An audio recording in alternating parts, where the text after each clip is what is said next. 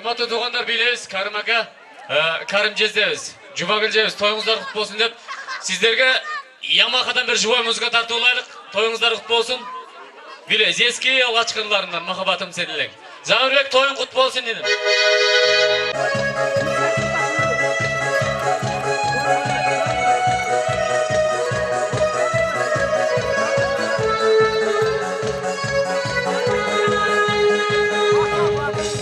Gözümdü sağır merele